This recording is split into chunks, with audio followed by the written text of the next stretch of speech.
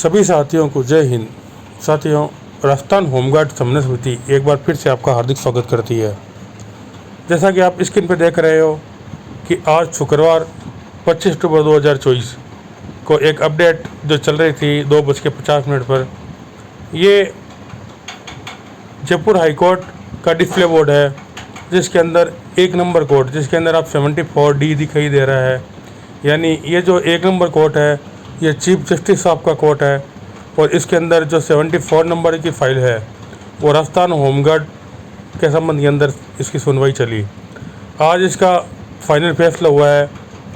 ये वही फाइल है जिसका डायरी नंबर यानी याचिका नंबर 234/2024 है, जो राजस्थान होमगार्ड के एरियर व डीए को रोकने के संबंध के अंदर राजस्थान सरकार के द्वारा डीबी के अंदर लगाई गई थी। ये 1 नंबर कोर्ट जो मुख्य चीफ जस्टिस साहब का कोर्ट है, उस कोर्ट के अंदर लगी। इस कोर्ट के अंदर आज करीब 45 मिनट तक इस फाइल पर बहस चली। अंत के अंदर जो निर्णय आया उसके बारे में आम होमगार्ड को अवगत करना बहुत ही आवश्यक है। इससे पूर्व आप सबको बता दूं कि आज जो 74 नंबर पे फाइल लगी थी, जो 1 नंबर कोर्ट के अंदर थी, उसके अंदर जो बहस हुई उसके अंदर कुछ मुख्य बिंदु निकल कर सामने आए हैं। इन बिंदुओं को राजस्थान होमगार्ड के द्वारा समझना बहुत ही ज़्यादा आवश्यक हो गया है, क्योंकि जो हम राजस्थान होमगार्ड सपने देख रहे थे कि हमें एरियर मिलेगा, हमें डीए मिलेगा, उस संबंध के अंदर एक आज बहुत ही बड़ा मान लो जो सुनवाई थी, उसके अंदर जो रिज़ल्ट आने वाला था उसके बारे में आपको जल्द जानकारी दी जा रही है कि आज रिज़ल्ट क्यों नहीं आया और आगे भविष्य के अंदर राजस्थान होमगार्ड को कौन सा बड़ा कदम उठाना पड़ सकता है। तो साथियों, चलिए शुरू करते हैं कि आज क्या हुआ। उससे पहले आप सबसे निवेदन किया जा रहा है कि जो इस चैनल पर पहली बार आया है या जिसने इस चैनल को सब्सक्राइब नहीं किया है, वो इसे सब्सक्राइब ज़रूर करे, इसे लाइक करे, फॉरवर्ड करे, आगे से आगे तक पहुंचाए। हमारा उद्देश्य राजस्थान व भारतवर्ष के जो होमगार्ड है उन तक अपनी बात पहुंचाना है। जागरूकता की एक बड़ी कमी राजस्थान होमगार्ड में देखी जा रही है। इसी वजह से आज का जो फैसला है उसके बारे में चर्चा करना आवश्यक हो गया है।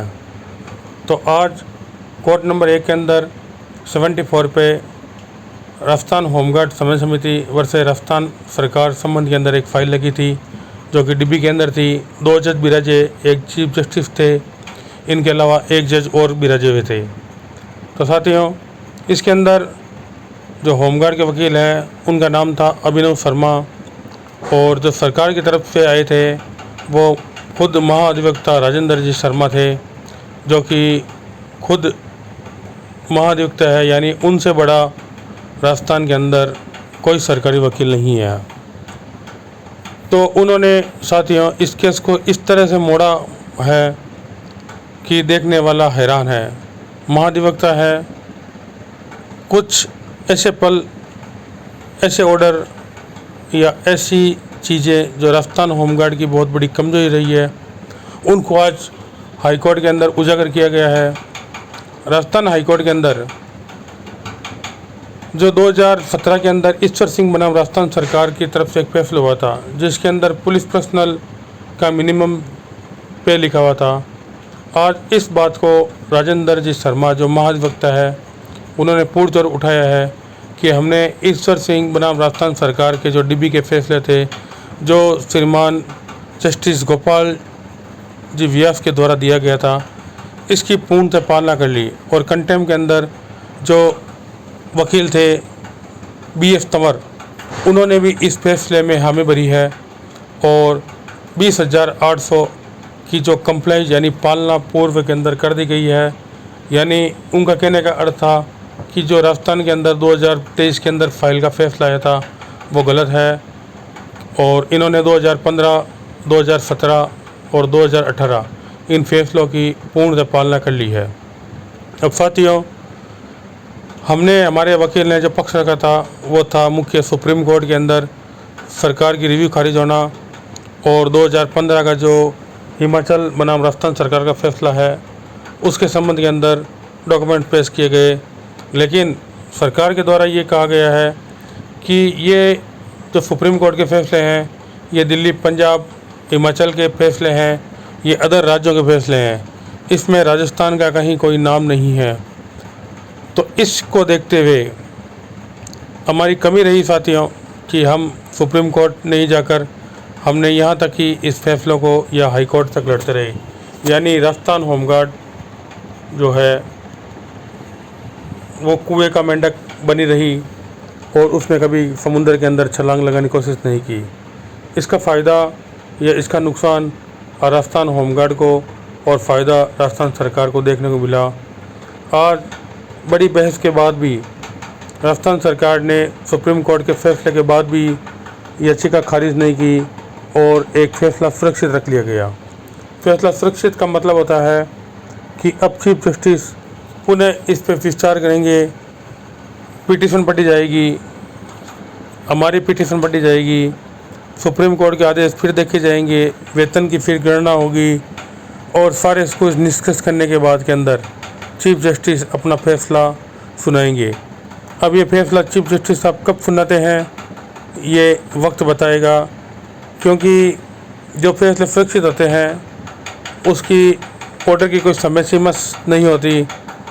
वो कभी भी, चाहे 2 दिन हो, चाहे 4 दिन हो, चाहे महीना हो, चाहे 2 महीना हो, चाहे 6 महीने हो, वो कभी भी सुनाया जा सकता है। आप सबको पता हो तो राजस्थान होमगार्ड के संबंध के अंदर जो डीबी के अंदर फैसला था वो भी करीब 1 माह बाद आया था। तो साथियों, आज राजस्थान होमगार्ड के हाथ एक निराशा हाथ लगी है कि सुप्रीम कोर्ट से क्लियर होने के बाद भी, कंटेम्प्ट क्लियर होने के बाद भी, रिव्यू खारिज होने के बाद भी राजस्थान होमगार्ड का फैसला रिजर्व रख लिया गया। ये एक बड़ी दुख की बात है।